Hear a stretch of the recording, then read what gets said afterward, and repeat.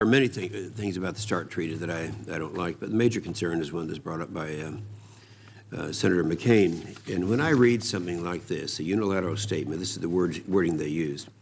They talked about the extraordinary events would cause them to release themselves. Consequently, the extraordinary events referred to in Article 14 of the treaty also include a buildup in the missile defense system capabilities of the United States of America such that it would give rise to a threat to the strategic nuclear. And then that was further simplified, I think, by the Russians when they said the treaty can operate and be viable only if the United States of America refrains from developing its missile defense capabilities quantitatively and qualitatively. I guess my question is, what's ambiguous about that? Sir, I'm not exactly sure what you just asked me. Well, I'm asking you. I mean, I read that, and it says that they'd bail out if we enhance our system. I see. Well, I don't. It doesn't sound like the Russian position is ambiguous. But again, as I understand it, our position is not that one. Our position is that these are not related. As I understand it, the regional threat drives our missile defense planning. The strategic balance between the United States and Russia is driven by the strategic forces that are covered by the treaty. We are going to have to be enhancing our missile defense system. I think most people here, they may not say it that way, but we are going to. I know a lot of us were very much concerned when the ground-based capability was taken out of Poland, and it just pointed out by Senator McCain that the Iran would have this capability with a delivery system by 2015. That's not even classified. That's a position that everyone agrees with. Now, I guess I just ask you one question. Do you think in the absence of that capability that we are not more endangered, and I'm talking about in Western Europe and Eastern United States, by the removal of that system in Poland? Quick answer. As I understand it, I don't think we are endangered, provided that we go ahead with the phased adaptive approach. All right, General Ham, I enjoyed our long visit that we had, and on the subject that's been discussed here, I can only tell you that the soldiers in the field, the ones you talk to, don't feel that their input was heard during this inquiry that was announced that was supposed to be taking place until December 1st. It was the impression, at least what I hear from them in the field, that they're saying, all right, we're going to adopt this position. Now, how do we best implement this thing? So I only want you to know that we'll be talking about this in some length in the future. But I am interested in what you're going to be doing, as I told you, in some of the problems in Africa that I'm very personally interested in. General Wald handled this thing during the transition. Then General Ward came along and has done an incredible job, I think, with limited resources, with inadequate resources, at least it's my impression. We've had a problem, a lot of little problems in Africa that people don't know about. Of course, they're familiar with what's happening in Zimbabwe. They're familiar with Somalia, the problems between Eritrea and Ethiopia. One of the biggest things that I've been concerned with and personally involved in trying to do something about is the LRA, Lord's Resistance Army. Starting in northern Uganda, it's also spread through Rwanda, eastern Congo. And it wasn't until a few weeks ago that we passed, and it was signed by the President, a policy of this country to take out Joseph Kony and the LRA. I'd like to get your opinion as to the atrocity. For those members of the committee who might be new, let me just say that Joseph Kony started about 30 years ago, and this, some people call it the child's soldiers, little kids, 13, 14 years old. They train them to be soldiers, and the first thing they have to do is go back to their villages and murder their parents and all this. If they don't do it, they cut their lips off. This is really something that nobody likes to talk about, and a lot of people don't know about.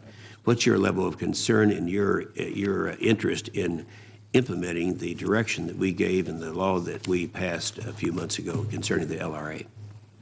Senator, I agree with you. I need to learn more about the Lord's Resistance Army, but what I do know from my previous assignment as the Director for Operations on the Joint Staff and what I've read in open source, it is a horrific situation.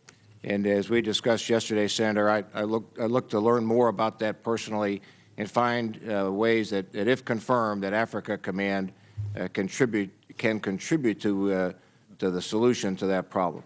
I am aware that that Africa Command has been engaged in developing the capability of the Ugandan forces, and I think that's a step in the right direction. And if confirmed, Senator, I'll look at this issue much more closely to see what the command might be able to do. Well, I would say that President Museveni in Uganda and President Kagame in Rwanda and Joe Kabila, all three now agree that's kind of a joint problem because of the fact that this movement is moving around between these countries and Central Africa too, I guess, Central African Republic.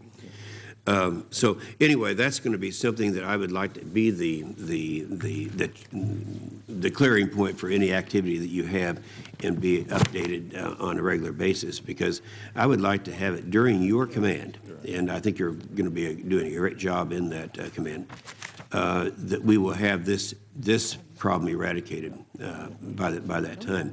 Now, there are a lot of other people know about Somalia. People know about some things that get the Sudan, a lot of publicity, but a lot of things are happening that they're not aware of. I am quite upset with the Morocco attack on the Western Sahara that took place. I'm going to try to do something on the floor with the resolution on this thing, the horrible thing that took place there. And these people who've been out in the wilderness for some 30 years now, are you interested in trying to come up with a solution that James Baker was not able to do, I have not been able to do, but working with us to try to correct the problem that is out there in the Western Sahara? Senator, my understanding is that the issues in Western Sahara and Morocco are not primarily military, but if confirmed, I certainly want to explore what the role of U.S. Africa Command might be, again, in support of a U.S. whole-of-government approach to that matter. Well, and I appreciate that. I would think, though, that it becomes military when armed forces are invading there, although I understand what you're saying. My time's up, and it went too fast. So you and I talked at some length, and I just want to make sure that you are on record on some of the things that you want to get done. One last question, if I could, Mr. Chairman. That is, we made a decision, a good decision on this committee several years ago. In fact, it was right after 9/11, that we would assist the Africans in building 5 African commands geographically located around. ECOWAS is successful. It's in West Africa. But the rest is kind of been lingering. People are not really, the Africans are not as aware as how we're trying to help them take care of their own needs. And so what I'd like to do is have you look at that. And I'm sure that General Ward would agree that we haven't done enough with that. And before the terrorists start coming down in greater numbers through Djibouti and through the Horn of Africa, to try to have this in place so that we won't be sending our troops over, they'll be able to take care of their own problems. And would you consider that to be a priority? Yes, Senator, I would, and I believe regional approaches are a good way ahead in Africa. Thank you, Mr. Chairman. Thank you, Senator Inhofe. Senator Ben Nelson. Thank you, Mr. Chairman, and thank you, General Kaler and General Ham, for your service and for your willingness